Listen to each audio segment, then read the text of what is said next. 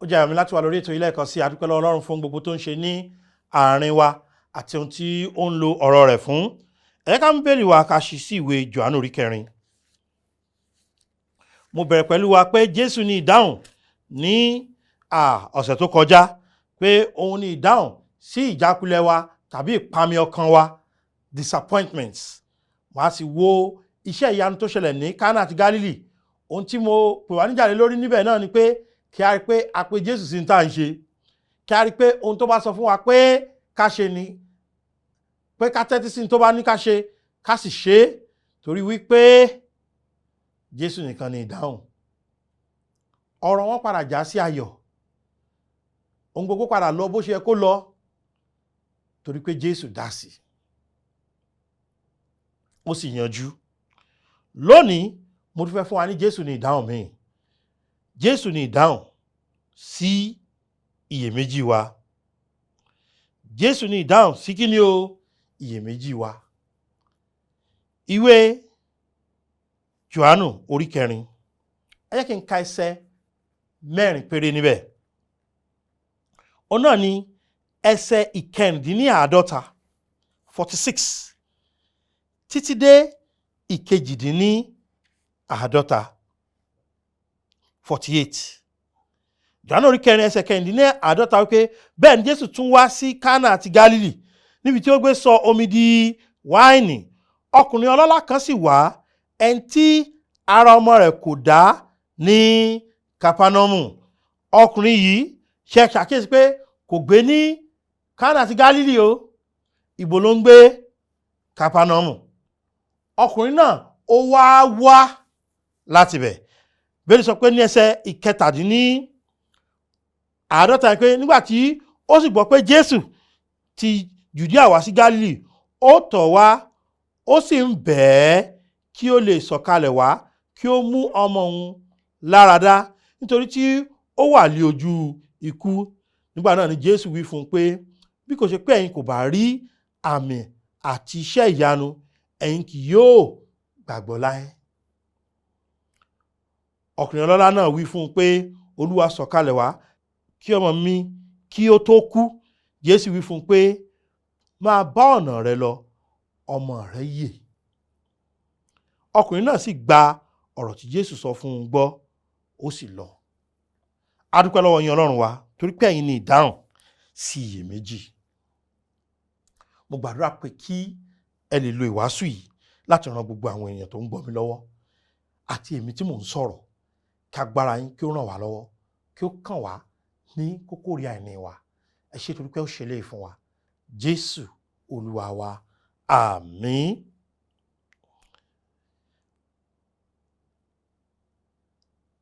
A ti wà nínú ayé tó yẹ pé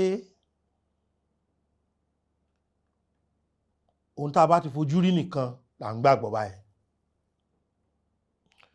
Ohun tá a bá lè mọ̀ lára, ohun nìkan là ń gbàgbọ́ báyìí.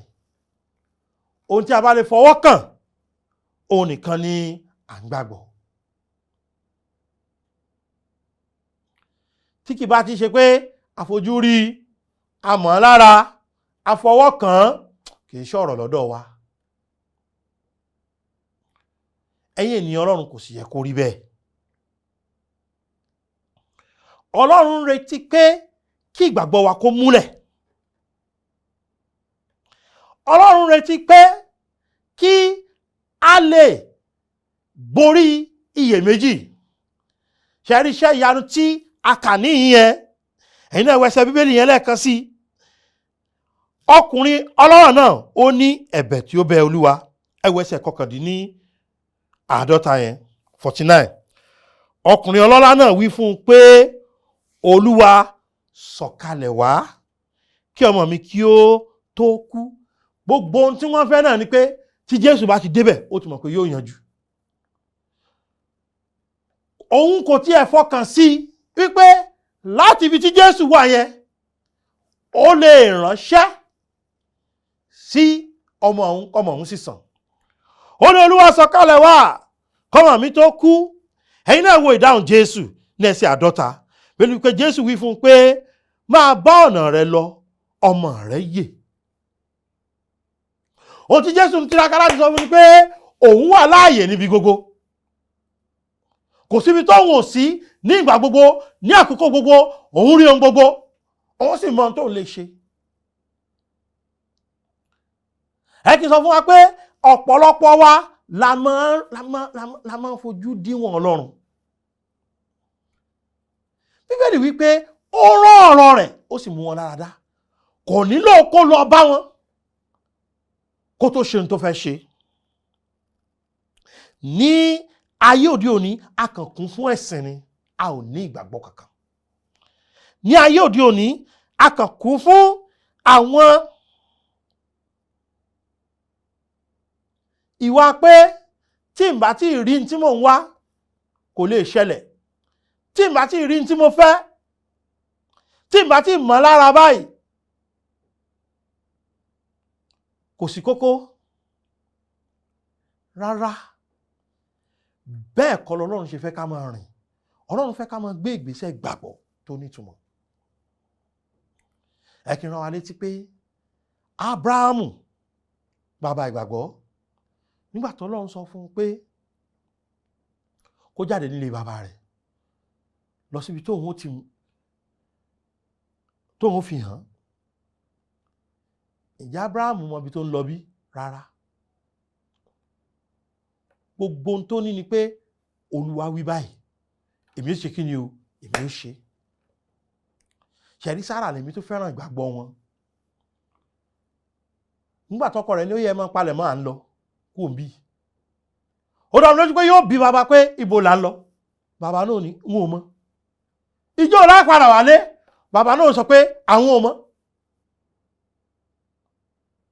Ẹ ò lè gbọ́ pé ó bá bàbá jiyàn. Wọ́n ní ká rán lọ, ó yẹ já lọ. Kí ló dé tá fi ń lọ? Olúwa ní ká máa lọ. Ó tán. Ìdarí ọ̀rọ̀ Ọlọ́run ni. Àwọn onígbàgbọ́ ayé òde òní, tá a bá tí fara kàn, tá a tí fojú rí, tàbí tá a bá tí mọ̀ lára, tá a tí fọwọ́ kàn, kò dé kí ni o, kò tí ṣẹlẹ̀. Jẹ́ kí n sọ gbólóhùn yìí fún ọ kó o sì dìímú dáadáa. Wípé Jésù kò nílò láti ṣiṣẹ́ àmì láti fìdí agbára rẹ̀ múlẹ̀. Ìdáhùn sí iyèméjì wa ó ní ọ̀rọ̀ Ọlọ́run. Jẹ́ kí wọ́n sọ fún ọ pé ọ̀rọ̀ Ọlọ́run kò nílò iṣẹ́ àmì láti fìdí ara rẹ̀ múlẹ̀. Ọ̀rọ̀ Ọlọ́run ó tó fìdí ara rẹ̀ múlẹ̀. A kọ pé ó gbé ọ̀rọ̀ rẹ̀ ga jù gbogbo orúkọ rẹ̀ lọ. Kì í ṣe pé díẹ̀ nínú orúkọ rẹ̀ o, gbogbo. Ìbéèrè tí mo fẹ́ bi ọ́ ni pé mélòó lo mọ̀ nínú orúkọ rẹ̀? Orúkọ tí Ọlọ́run jẹ́ mélòó làwa gan mọ̀? Kí wá ní Ọlọ́run gbé ga jù gbogbo orúkọ rẹ̀ lọ o? Ọ̀rọ̀ rẹ̀. Jẹ́ kí n sọ fún ọ pé ǹjẹ́ o mọ̀ pé níbi iṣẹ́ ìyanu yìí ọkùnrin ọlọ́lá yẹn kò padà lọlé títí dijọ́ kejì. Ẹ wo ẹsẹ̀ 51 verse 51. Bíbélì wípé bí ó sì ti ń sọ̀kalẹ̀ lọ, àwọn ọmọ ọ̀dọ̀ rẹ̀ pàdé rẹ̀, wọ́n sì wí fún un pé ọmọ rẹ̀ yè. Nígbà náà ni ó béèrè wákàtí tí ó bẹ̀rẹ̀ sí í sàn lọ́wọ́ wọn. Wọ́n sì wí fún un pé lí àná ní wákàtí kejì ni ibà náà fi sílẹ̀. Ẹ ṣàkíyèsí o, wákàtí kelo, wákàtí kejì kìí ṣe ìrọ̀lẹ́. Ṣé rí Kápánọ́mù sí Gálílì kìí ṣe ibi tó jìnnà. Ohun tí ọkùnrin yẹn ṣe ni pé ó gba ọ̀rọ̀ Ọlọ́run gbọ́. Ẹsẹ̀ 50 ti kọ́kọ́ fi múlẹ̀ pé ọkùnrin náà sì gba ọ̀rọ̀ tí Jésù sọ fún un gbọ́, ó sì lọ. Ìgbà kò lọlé. Ìtí Jésù sọ fún náà ni pé máa bọ́ ọ̀nà rẹ lọ. Èyí túmọ̀ sí pé ní tó bá mọ̀ kó fẹ́ ṣe lọ ṣe, ọmọ rẹ ti gbádùn. So arákùnrin yẹn ó gba ọ̀rọ̀ Kristi gbọ́ ni. Ní gbígba ọ̀rọ̀ Kristi gbọ́ yìí, nítorí náà ni ìdáhùn. kò ṣiyèméjì lórí ọ̀rọ̀ Ọlọ́run. Ṣé rí, iyèméjì kò ní àǹfààní kankan fún wa. Iyèméjì kò ní ìtẹ̀síwájú kankan fún wa. Ṣé ẹ rántí ọkùnrin tó máa ń dúró sọ́wọ́ ọ̀tún ọba ní Samaria? Nígbà tí wòlíì Èlíṣà wípé ọ̀la níwòyí ọ̀la gbogbo nǹkan ni yóò ṣe kí ni o, ni ò ní wọ́n mọ́. Gbogbo nǹkan ni ó ti rọrùn. Ó ní tọ́lọ́run bá ṣí fèrèsé ọ̀run lẹ̀ gan, ó ní ṣe gbogbo nǹkan wá lè rọrùn sí tó wí àwa tá a wà nínú ìyàn. Ọ̀rọ̀ Ọlọ́run ló wí bẹ́ẹ̀. Wòlíì Èlíṣà wí fún pé ó fojú rẹ̀ rí. Wò ó ní jẹ́ ń bẹ̀. Bí ẹ ṣe fi ṣọ́ ẹnu ọ̀nà nu, àwọn èèyàn ṣe tẹ̀ panu. Ó fojú rẹ̀ rí. Kò ṣe kí ni o, kò jẹ́ ń bẹ̀. Ewu ń bẹ nínú kéèyàn ṣiyèméjì sí Ọlọ́run. Ayé tá ń gbé, ayé iyèméjì la wà. Kò sì yẹ kó rí bẹ́ẹ̀. Ayé onígbàgbọ́ ó yẹ kó jẹ́ ayé tó yẹ pé kò sí iyèméjì ń bẹ. Torí pé Jésù Kristi ni ìdáhùn sí iyèméjì. Ohun tó bá ti sọ, òun ni ó ṣẹlẹ̀. Olórin yẹn ní ẹ̀rù Ọlọ́run bà mí. Ẹ̀rù Ọlọ́run bà mí o. Ohun tó bá ti pinnu lọ́kàn rẹ̀, kò sẹ́ni tó lè dá dúró. Kò sí. Ìpinnu rẹ̀ àti ọ̀rọ̀ rẹ̀ ó lágbára púpọ̀. Lọ arákùnrin yẹn ìjọ́ kejì ló tó délé. Ilé rẹ̀ kò jìnnà rárá. Bíi máìlì 17 ni. Péré. Bí ẹni rìn láti ìlú Ìbàdàn sí ìlú Ọ̀yọ́ ni. Kí n má parọ́ fún yín, ọlọ́lá la pé ó ṣeé ṣe kó lẹ́ṣin àbí nǹkan tó lè gùn kò mọ̀ọ́mọ̀ lọ́ọ́lé. Ó bọ́nà rẹ̀ lọ gẹ́gẹ́ bí ohun tí Jésù sọ fún. Gba ọlọ́mọ mi yẹ́ sì gbádùn àná nì níbi aago báyìí. Òun gan mọ̀ pé aago yẹn náà ni. Pé tí Jésù bá sọ nǹkan bí ó ṣe rí nu, jẹ́ kí n bí ọ́ kí ló ń ṣiyèméjì sí. Ìwé Róòmù orí 10.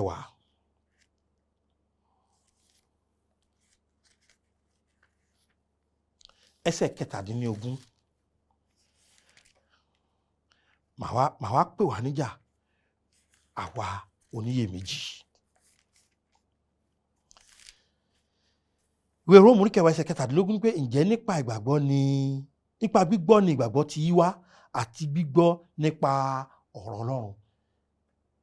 Kí ni ó ń wá o? Ìgbàgbọ́ nípa kí ni o? Gbígbọ́. Kí ni èèyàn sì gbọ́dọ̀ gbọ́ o? Ọ̀rọ̀ Ọlọ́run. Tó bá ti gbọ́rọ̀ Ọlọ́run, kí ló yẹ kó mú jáde nínú rẹ o? Ìgbàgbọ́.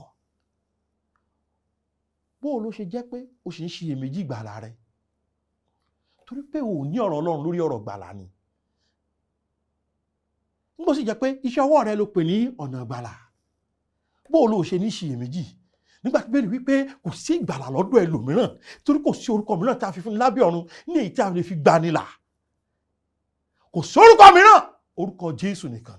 Kí ẹnikẹ́ni tó bá gbàgbọ́ kí ó má bàa ṣègbé, kó lè ní ìyè àìnípẹ̀kun. Ó ń ṣiyèméjì ìgbàlà torí pé ó gba ọ̀rọ̀ Ọlọ́run gbọ́ ni.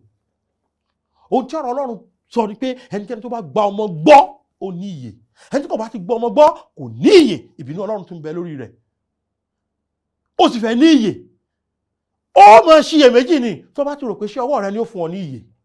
Ó máa ṣiyèméjì ni tó bá ti rò pé ẹ̀sìn rẹ ni ó fún ọ ní ìyè. Ó máa ṣiyèméjì ni ìbá tọmọlàkejì jẹ́ ó rò bẹ́ẹ̀ ni, ó rò pé tó bá ti ń ṣètọrẹ àánú òun ni ó fún ọ ní ìyè. Ó máa ṣiyèméjì ni torí jọ́ tó bá rówó ṣètọrẹ àánú. Ṣùgbọ́n tí yóò ràn ọ́ lọ́wọ́ òun ni ọ̀rọ̀ Ọlọ́run. Torí pé ní tó bá ti wí bẹ́ẹ̀ ni ó ṣe ṣe. Ṣé o mọ̀ ní tí mi yẹ fi ṣiyèméjì nípa pé mò ń lọ sí ìjọba ọ̀run? Jésù wípé mo fún yín ní ìyè àìnípẹ̀kun. Ó ní ẹ kì yóò ṣègbé mọ́ láéláé. Ọmọ tí mo kán ní kéèyàn má ṣègbé mọ́ láéláé, ó túmọ̀ sí pé òun ò ní lọ sọ́run àpáàdì mọ́ láéláé. Jésù ní ìdáhùn sí iyèméjì. ó ní ìdáhùn sí pé wò láì èmi kì í gbàdúrà kàmí yẹ níjọba rẹ, èmi kì í gbàdúrà Olúwa jẹ́ n dé ìjọba rẹ, torí wípé bó ṣe sọ nínú ọ̀rọ̀ rẹ̀ ni pé ìyà ìnípẹ̀kun lòun fún mi, kò fún mi níye ìjọ díẹ̀. Kì í sọnù, èmi fúnra mi ìyìn lè sọnù, torí pé mi kọ́ ni mò ń dì í mú, Jésù ọmọ Ọlọ́run ló ń dì í mú. Iyèméjì nípa ọ̀run àpáàdì, ẹ̀yin kan ṣe iyèméjì pé kò sọ́run àpáàdì, ọ̀run àpáàdì ń bẹ o. Ó ń ṣe iyèméjì ìpáyé yìí ò ní parẹ́ mọ́, jẹ́ kí n ràn ọ́ lọ́wọ́. Ọ̀pọ̀lọpọ̀ ilẹ̀ ń ṣe iyèméjì pé ṣé Jésù ń padà bọ̀, ṣé kí n ràn ọ́ lọ́wọ́.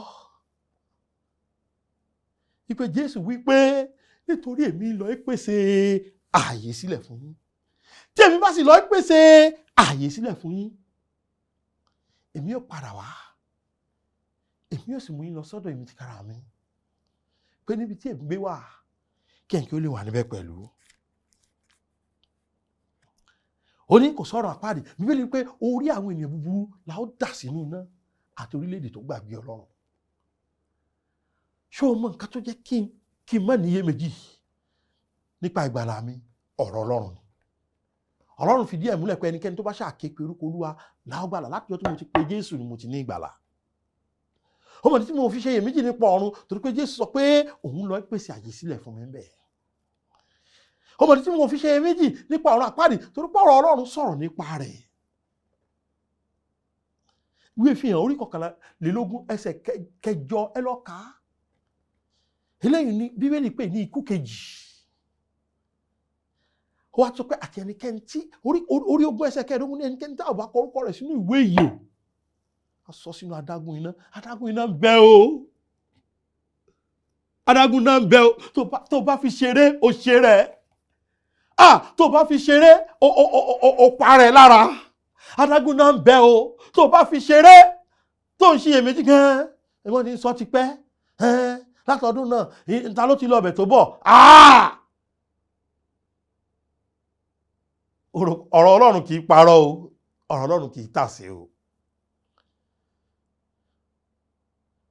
Ọ̀pọ̀lọpọ̀ yín lẹ ní iyèméjì lórí ìgbàlà, ẹ ò ní iyèméjì lórí ọ̀run, ẹ ò ní iyèméjì lórí ọ̀run àpáàdì.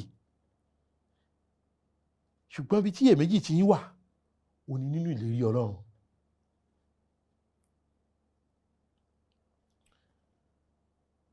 Bẹ́ẹ̀ ló ṣáà ń gbọ̀n lójoojúmọ́. Ó lè dáàbò bora rẹ̀. Ṣé ó di ọ̀rọ̀ Ọlọ́run mú? Ó ní bí èmi bá tilẹ̀ rìn láàrin àfonífojì òjìji ikú, èmi kì yóò bẹ̀rù ibi kan, nítorí òun wà pẹ̀lú mi. Ṣé ó di ìlérí Ọlọ́run mú láti lè gbàdúrà? Ó ní ké pè mí, èmi yóò ṣe kí ni? Èmi yóò dá ọ lóhùn. Jésù ní ìdáhùn sí iyèméjì rẹ. Ó ń ṣe iyèméjì lórí ìlérí Ọlọ́run. Ọlọ́run ó mú ìlérí rẹ̀ ṣẹ o. Tí ìwọ bá lè gba ìlérí rẹ̀ gbọ́.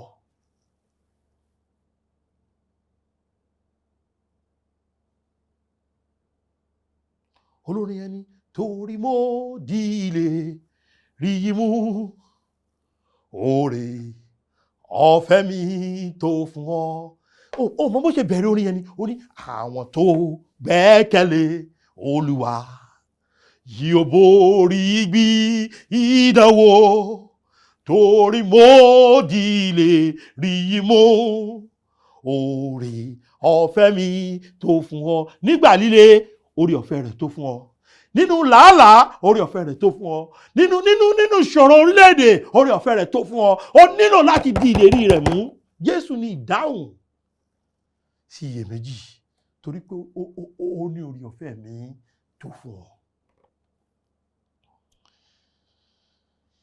Ènìyàn àbí wa ká máa ṣe iyèméjì ni. Lójú ayé mi ni mo ṣe ń sọ pé a kún fún ọ̀pọ̀lọpọ̀ iyèméjì. Sórí iyèméjì tó léwu jù téèyàn lè máa ṣe, òun ni kéèyàn má ní ìdánilójú ìgbàlà. Wọ́n jẹ́ ń parọ́ fún ọ. nǹkan burúkú ni o. Ẹni tí kò bá ní ìgbàlà tàbí tó ṣe rò pé ṣé mo ní ìgbàlà ṣé ní, jẹ́ kó ní jẹ́ ọjọ́ ìgbàlà rẹ̀. Kí ni mo wí? Jẹ́ kó ní jẹ́ ọjọ́ kí ni o? Ìgbàlà rẹ̀. Jẹ́ kí n fún ọ láwọn òtítọ́ mẹ́rin yìí wípé o ò lè wà láyé títí láéláé. Life is short. Bí èèyàn lo 200 ọdún láyé, bí èèyàn lo 1000 ọdún láyé, yóò kú ńbẹ̀ ńjọ́ kan tàbí kípè dún kí Jésù dé. A lè pẹ́ níbí, ṣùgbọ́n bí kan tó wà tó tún jẹ́ ibi ayérayé. Nǹkan kejì ni pé ọ̀run rere ń bẹ níbi tí kò ní sí ẹkún àti ìpayín kékeré, ní ìlú ayọ̀, ní ìlú àlàáfíà. Nǹkan kẹta tó dájú ó ní pé ọ̀run àpáàdì ń bẹ. Ọ̀run àpáàdì ń bẹ. Nǹkan kẹrin ni pé ẹlẹ́ṣẹ̀ ni ọ́. O ò lè wà láyé títí láéláé. Ọ̀run ń bẹ, o lè lọ tàbí kó lọ sọ́run àpáàdì. Ṣùgbọ́n tó bá yàn, ohun tó bá yàn fúnra rẹ ní ìsìn, òun ni yóò sọ bí tó lọ. Torí pé ẹlẹ́ṣẹ̀ ni ọ́, o jẹ̀bi àti lọ ọ̀run àpáàdì. O ò sì lè fẹ̀sìn rẹ san gbèsè ẹ̀ṣẹ̀ rẹ. O ò lè fi ìwà rẹ san gbèsè ẹ̀ṣẹ̀ rẹ. O ò lè fi iṣẹ́ rere rẹ san gbèsè ẹ̀ṣẹ̀ rẹ. Bíbélì wípé ìgbọ́ Ọlọ́run fi ìfẹ́ òun pàápàá sí wa hàn ní èyí pé nígbà tí àwa jẹ́ ẹlẹ́ṣẹ̀, Kristi kú fún wa. Jésù wá sáyé wá san gbèsè ẹ̀ṣẹ̀ rẹ ni. Kí ìwọ kó lè bọ́ lọ́wọ́ iyèméjì ọ̀rọ̀ ìgbàlà. Kó lè ní ìdánilójú wípé ìjọ́kíjọ́ tó bá kúrò láyé yìí, ó lọ sí ìjọba ọ̀run. Kó lè di ẹni tí ó ṣe ìtẹ́wọ́gbà níwájú Ọlọ́run. Kó lè kúrò ní ipò òkú àti ipò ọ̀tá Ọlọ́run. Kó lè di ọ̀rẹ́ Ọlọ́run.